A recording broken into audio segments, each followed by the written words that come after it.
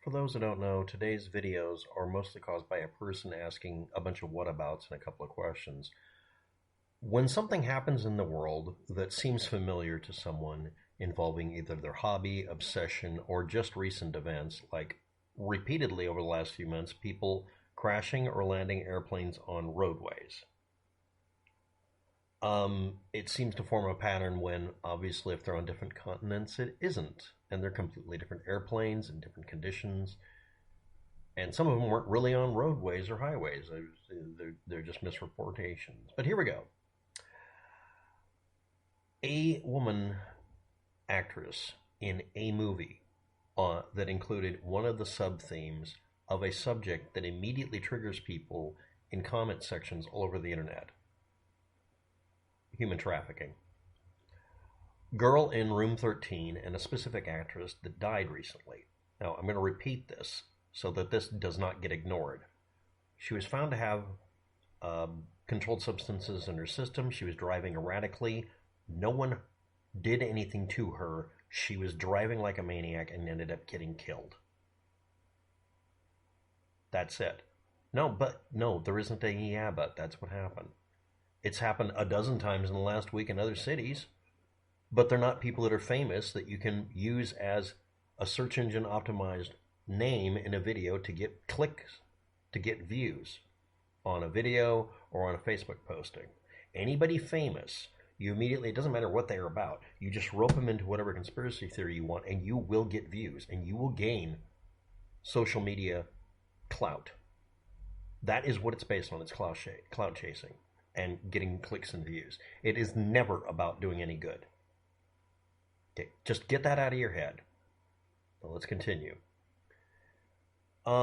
This person died in a car wreck she caused. She rammed into a building and caught herself on fire. Literally. This movie also had a cast, more than one person on the cast, with the subject matter of human trafficking. Okay, why assume only her? Okay, if you're going to fixate on her having to do it, you have to come up with a reasonable explanation for it. There are people in the past that have died, and in those cases, a couple of the cases, a specific one, a person committed suicide after spending months and months and months making sure that it would be assumed to be a hit by the powers that be. Because the person, in that case, was obsessed with conspiracy theories and wanted to be remembered that way. I'm not going to mention the person's name. So why this actress only? What kind of dirt or information would this person have that this person couldn't release beforehand? And if they had that, why would anybody suppress them by making it look like they had some valid data? And if there was some sort of information or dirt this individual had, where is it? After my death, open the safety deposit box in Zurich and put the video in the hands of the nearest reporter and take all the thumb drives out and hand it to these people. And there's some addressed envelopes. Just mail them. Just put a stamp on them, put them in a mailbox, and immediately walk away and let them go. That's actually a plot device in a lot of movies. It's called a dead man switch, or a dead man dump, or leak, or whatever. Or an insurance policy, as Edward Snowden and what's his name referred to it as. Making it to where I have information, if I disappear, you're going to be miserable, don't do it. Okay. But that someone who isn't going to be affected by the leak might get rid of them and make it look like the person they were implicating did it. That's why you don't tell anybody. But you do make sure it works. This is trivial. I'm not kidding, it is extremely trivial. You make it to where if you don't log into an FTP server somewhere every day, the machine starts sending out hints as to what's going on, just in case you've been kidnapped, and makes it part of social media. Or maybe have it post to your Facebook, or just auto-post a YouTube video from what appears to be your cell phone. There are hundreds of apps for dead man switching. I mean, there were anyway. There may not be any more that are official for your particular phone, especially if you're using a Google-enabled phone, but you can still get them. You can also just set up your computer to do this. Well, this is an actress and isn't a sophisticated person to do that. So how is this also an actress that somehow has some dirt that needed to be suppressed? That doesn't make any fucking sense. Well, the movie was about XYZ. No, it wasn't. the plot for the movie and the movie itself are in the can, as they say. The information about it's been available for a while, and there's hundreds of people involved in making a movie. Oh, well, they suddenly changed it afterwards.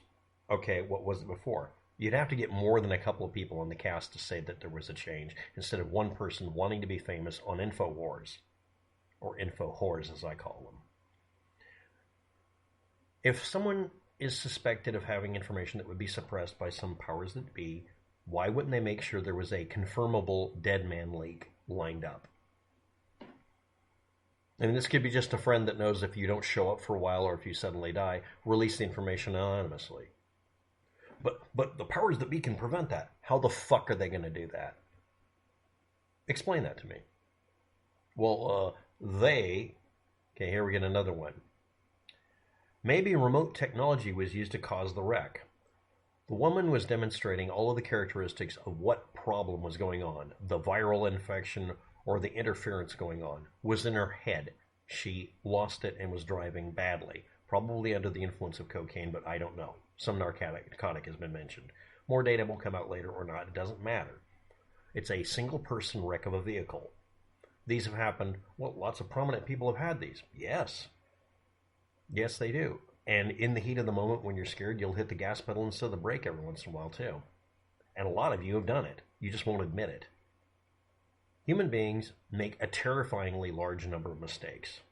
But let's talk about the idea that we can invoke the words remote technology, because that's like nanotechnology. When you bring it up, people turn off their frontal lobe entirely.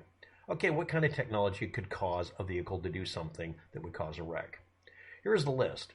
Changing which direction the car is pointing by manipulating the steering wheel. There's an active steering wheel system that's called power steering. And a defect in it, or somebody manipulating it, if it has any kind of functionality that can be adjusted by a computer or electrical system, can cause deviation in steering. That is one way to cause a wreck. The other one is to force the accelerator to go. Not applying the brakes. Disabling the brakes. Okay. So here we go. This was a 2007 or 2012 designed Mini Cooper Clubman. It didn't include any exploitable systems like a cruise control that could possibly speed it up. It may have had ABS and driveline traction control and a couple of other features, and it could have an aftermarket cruise control put in like any other car can, basically. And there is a Mini Cooper adaptive cruise control. You can set a speed, and it sets a safe following distance by detecting the car ahead of you. A very valuable thing. Basically, it automatically forces the vehicle not to be able to hit the guy in front of you. That means if somebody brake checks you without you hitting any buttons or pressing any pedals, it'll keep you from hitting them because they're the jerk, and honestly, you should hit the brakes. It'll do it faster than you can, which is the biggest deal about not having a rear-end collision. And it will force a safe distance based on speed dynamically. This is something I was talking about a couple of days ago. It's a very nice feature, and some of them use LiDAR, radar, ultrasound, all sorts of things. Some of them use multiple ways of detecting the vehicle in front of you. The idea is it gives you the ability to make sure that you won't hit, because it can do it faster than you can, because human beings have a 1/10 of a second delay time from shit hitting the fan to us responding to it. Bare minimum.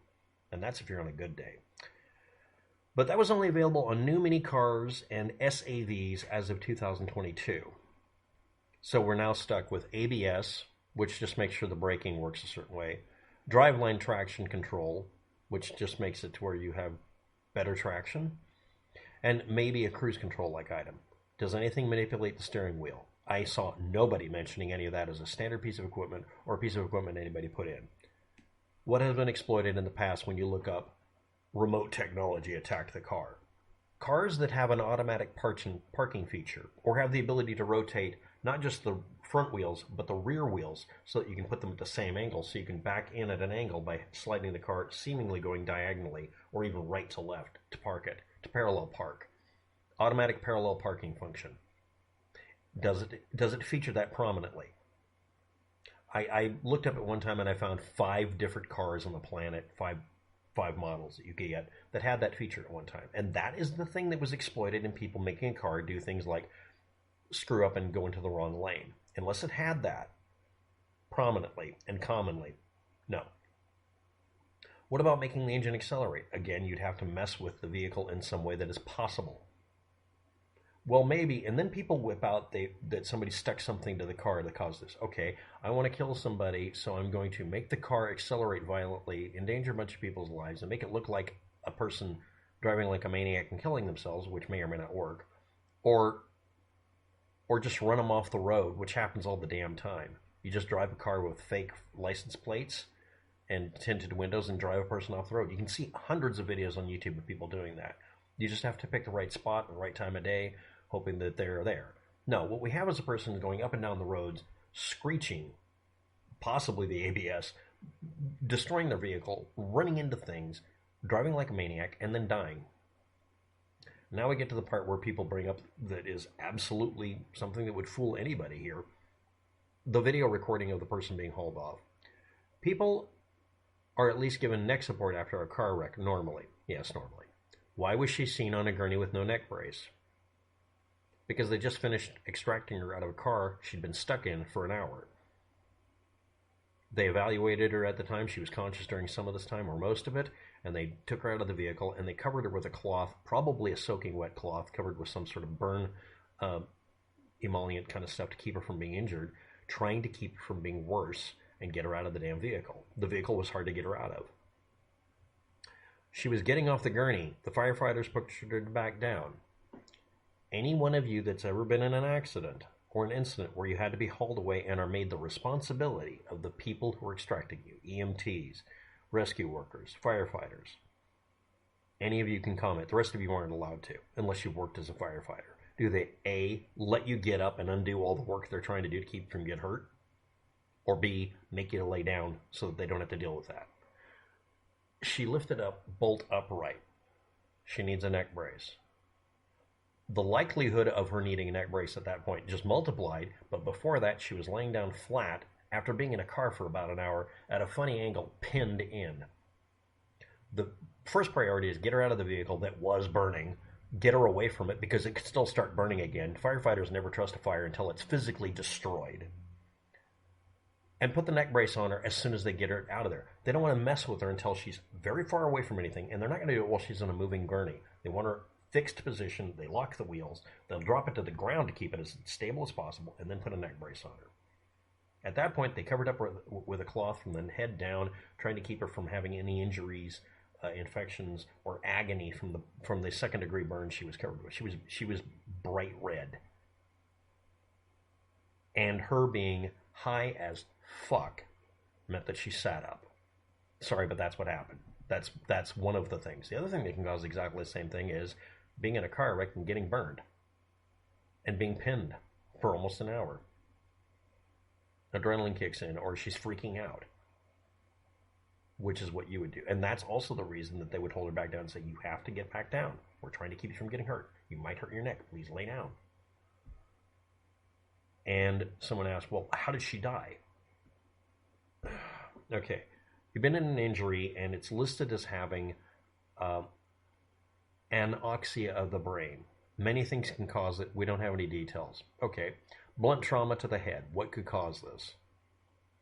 You get hit in the head, there's brain swelling, or there's bleeding into the brain, but it's minor. Eventually it builds up enough hydraulic pressure to pinch off a blood vessel to make part of the brain die. Until you get the person into a trauma ward, being able to scan them with a 3D scanner to figure out what the fuck is going on in their head, you don't know what's going on. You can't do anything because anything you do might make it worse.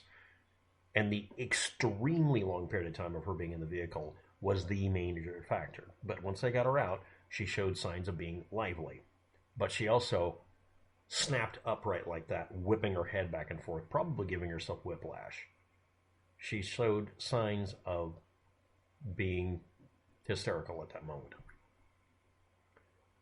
So why did she die? She killed herself by driving like a maniac and ramming into a building. But no, it has to be the car's manipulated, Clinton body count, Epstein did it.